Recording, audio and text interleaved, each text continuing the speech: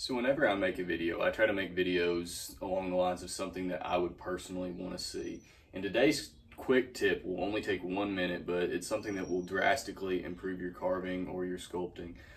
So oftentimes I would see people making carving videos and they would have these roughed out faces and then they would get you to that point. But then after that, there would be like 7 steps, 5 steps in between that you would never see.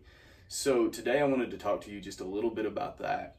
So if you look at like a carving block, and you'll see these at Woodcraft and places like that, you might see a block of wood with like 5 different stages of the carving process. One being the raw block, and then it goes through the rough out stages down to where it gets to that final product. And this video largely is how do I take it from stage maybe 3 or 4 down here to stage 5.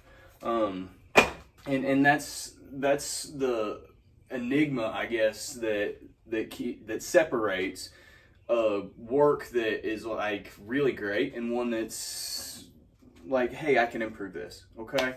And really and truthfully, the reason why I haven't seen a lot of videos about that is because people aren't sharing those. It's a time-consuming process that honestly goes back to a very basic principle. And that's, I guess, in terms of baseball, it would be keeping your eye on the ball. In terms of sculpture, it would be keeping your eye on your reference or on your model. So it takes constant looking from this to this, from this to this, from this to this, from this to this, and it's constant back and forth and making those minor adjustments and getting out of your head when you carve.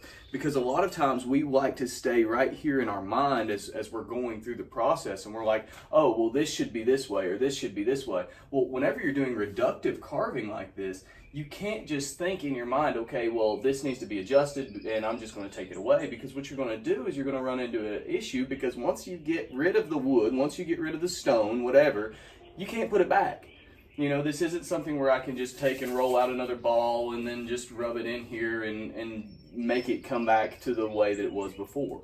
So just keeping an eye back and forth to your model, back and forth to your model is going to help you tremendously, which might kind of contradict something, especially for beginning carvers or beginning artists, that would contradict something that Norman Rockwell said in a book that I was reading recently.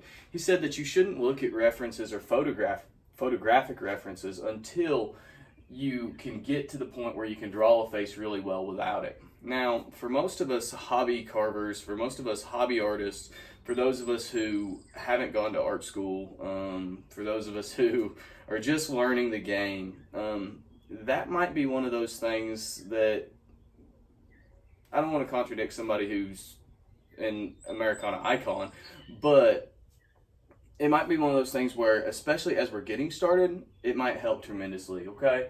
There is a brilliant stone carver who did a video for National Geographic, and where she carves this beautiful face out of stone, and it's an absolutely brilliant video. I cannot remember her name right now, but check it out. If you just look up stone carving, you'll find it. She says in her video, she really points that out. She points out that she looks from here to here, from here to here, constantly making sure it's right. Like right now on this carving, I can already see a ton of things that I need to go back and fix as I continue looking at this. So if I'm looking at Sean Astin's keystone up here, this part of the, kind of that part between the eyebrows, okay? As I'm looking at Sean Astin's keystone here, this one is the one on my carving is slanted much too far. The cheeks are much too bulbous, and I need to remove a lot of bulk from that, because you'll see this line here that kind of outlines that whole mouth structure, but it's not going to be that pronounced. I know that I've got to remove some material from here, and the nose is a little bit too large. So as I continue looking back and forth, I make those adjustments, keeping in mind that if I adjust here, it could very easily affect something over here. So it's better, as you're going through the process, when in doubt, to leave extra material, because it can always be removed, but it can't be put back. So in this video, I know it's been long,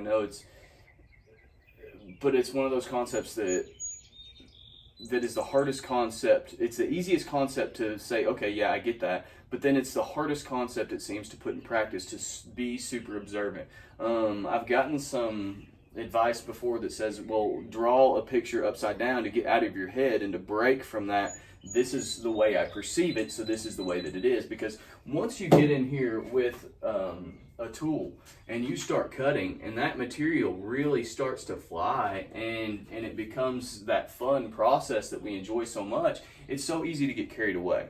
But again, sculpture, model, sculpture, model, sculpture.